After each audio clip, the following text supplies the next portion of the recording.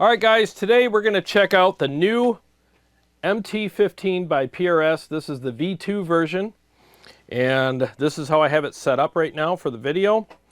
And we're going to see if there are any differences between this and the V1 version. I have the V1 over here. Honestly, there are some differences, and we'll get into that. But first, let's do a full mix.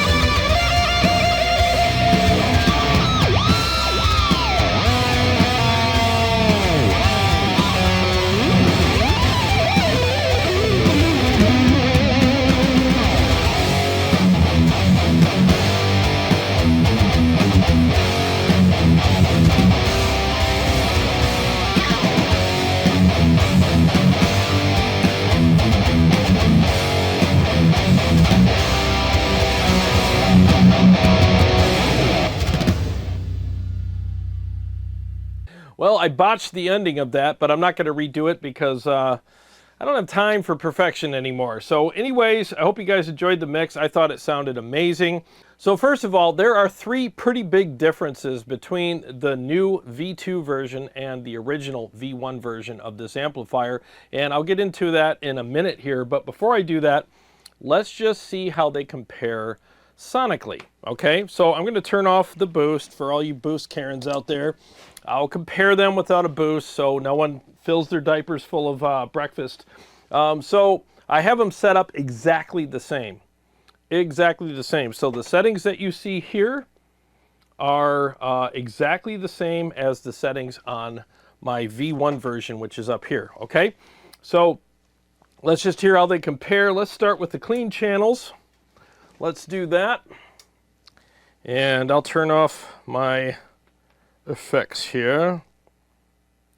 Yes, there we go. By the way, I'm playing them through my Mesa cab with vintage 30s. Mics are the SM57 paired with the Royer 121. And when you see the MT15 on the screen here, that means I'm playing the original version. When you don't see it, I'm playing the V2 version. All right, so here we go.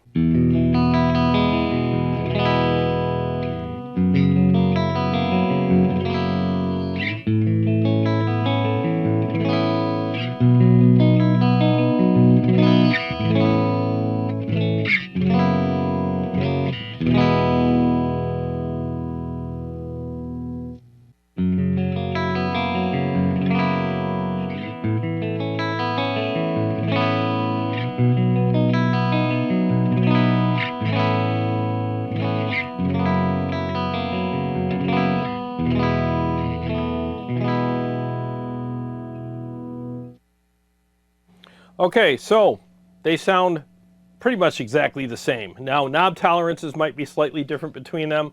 I don't know. I wasn't in the factory when they were being built, but I can tell you that in the room here, I don't really notice any difference, and if there is one, it's kind of negligible at that point. So let's go ahead, just for giggles, just to show you how good this clean channel is, let's dress it up with some chorus and delay, and let's hear how they sound with all that going on. So I'll start with the V2 version now.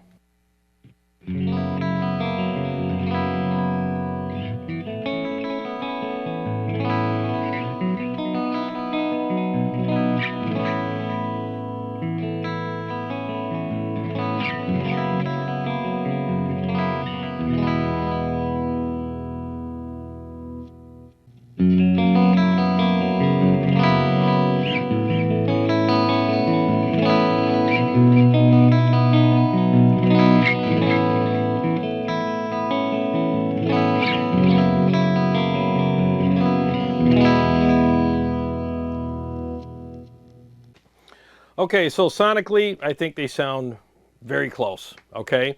So, and I'll get into the differences between them after I do the high gain channels and compare them, but make sure you watch this whole video because there are some noticeable differences between these, and some of you may like the differences, some of you may not, but we'll find out. So let's switch over to the lead channel on both of these. All right, so no boost is engaged yet. So here we go.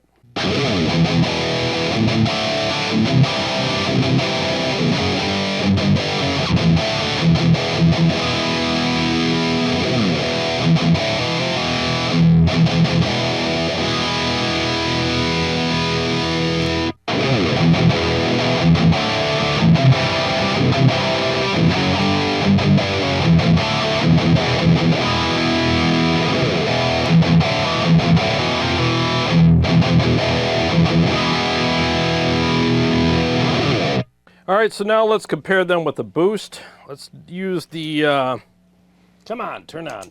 Let's use the Mud Killer and see how they compare with that.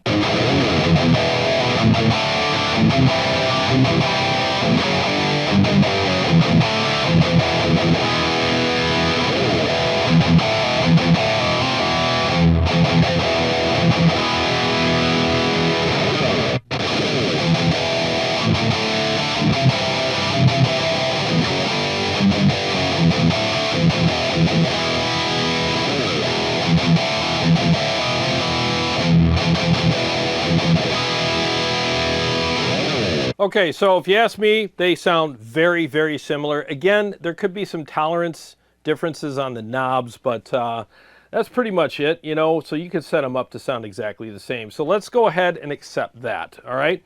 So now let me go over one of the big differences between them.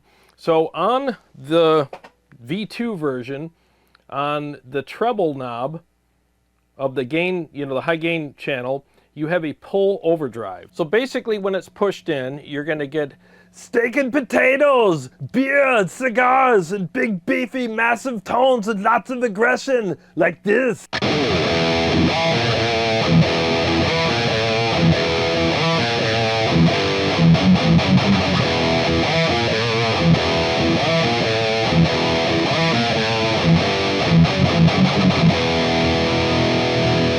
And when we pull it out, you're going to get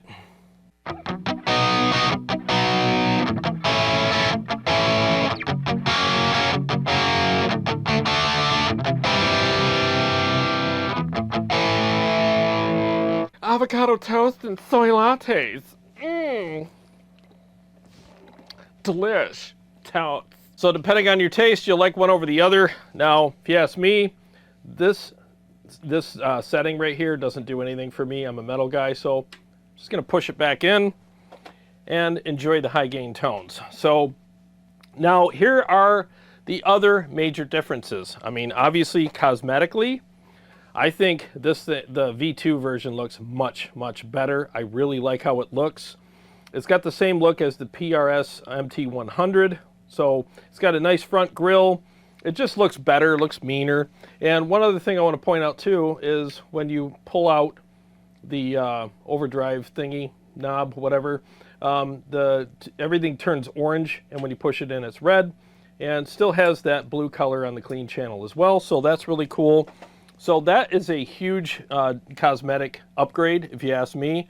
Now, the other big thing that everybody's been asking me about between these two amplifiers is like, please tell me they fixed the noise issue. Well, it's on right now, okay? And you hear a little bit of hum, okay? But listen to the noise difference between these. And I have the noise gate on right now, which most of us are going to use with the high gain amp anyways. So here's the difference. I'll leave my vocal mic on so you can hear the room noise too, along with the noise that the mics are picking up, all right? So here's what it sounds like in the room. Now I'm going to switch over to the original MT15 and you'll hear the difference, okay? So here we go. Listen to that noise, that hum. It's that horrible hum that that thing is notorious for, okay? So let's switch back to the V2 and hear the difference.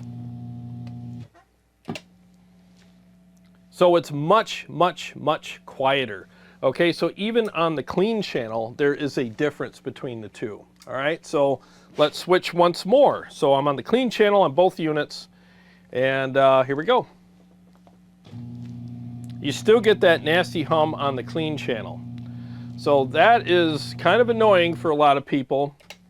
Back to the V2. So if you ask me, that's a huge upgrade. They totally fixed that issue, at least in this one.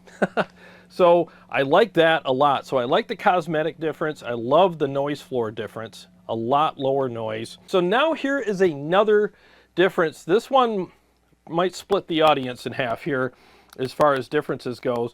So, all right, let me switch back to the high gain channel, because this is where it really matters the most. This isn't an issue or a difference on the clean channel, but on the high gain channel it is.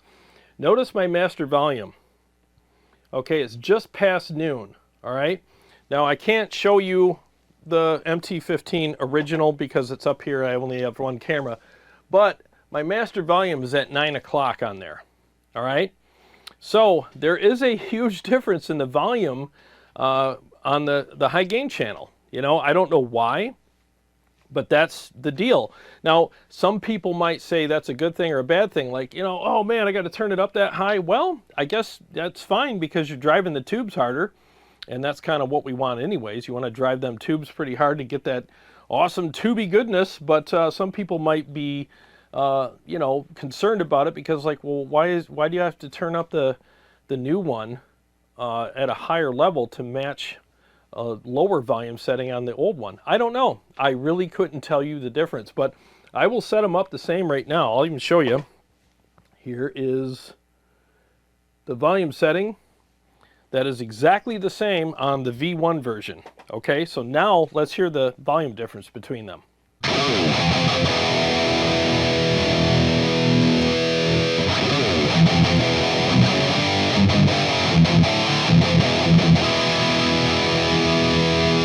All right, now let's go to the new one.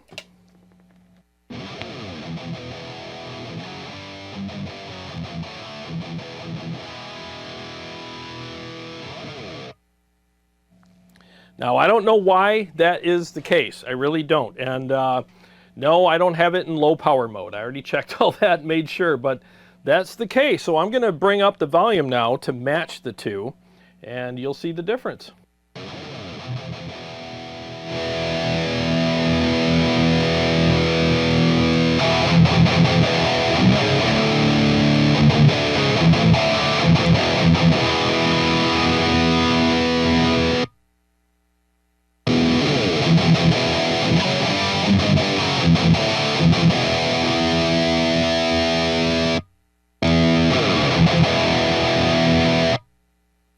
So there you have it. And again, this is the volume setting. So I don't, like I said, I don't know what the deal is. It's just the way the amp is designed. Maybe it has something to do with how they fixed the noise floor. I don't know. I'm not an amp builder, so I really couldn't tell you. But I wanted to point that out to you guys, and just so you know, because I'm a fully transparent channel here. I don't cover up for things. And honestly, I don't think there's anything to cover up here. It's just, it is what it is. And it wouldn't stop me from buying the amp, because I like the fact that it looks better. I also like the fact that it has a way lower noise floor. And you know what? In some ways, it's nice to be able to really push the amplifier and drive the tubes harder and get more of that tube awesomeness, you know, out of the amp. So I don't mind cranking it up a little bit more. I really don't. So yeah, maybe they geared it differently, or look, I'm not going to speculate anymore. You guys speculate, talk amongst yourselves. But as far as I'm concerned, though, I think they did a great job on the amp. And anybody that's on the fence on whether or not you should get one of these, go ahead, man. I mean, this is still one of the best lunchbox amps ever built. It is amazing. It's loud as hell, and it'll keep up with a band most likely. It's like people say, it's a 15-watt amp that thinks it's a 50-watt amp. So I think it's great. So anyways, I hope you guys enjoyed the episode and got something out of it. And I want to thank Motor City Guitar for allowing me to take this amplifier home so I could do this video for you guys. And if you like this amp as much as I do, I think it's amazing. You can use my affiliate link for Motor City Guitar, linked below in the description of this video, and click on that and do a search for the PRS MT15 when you get on their website, and you can order it for yourself.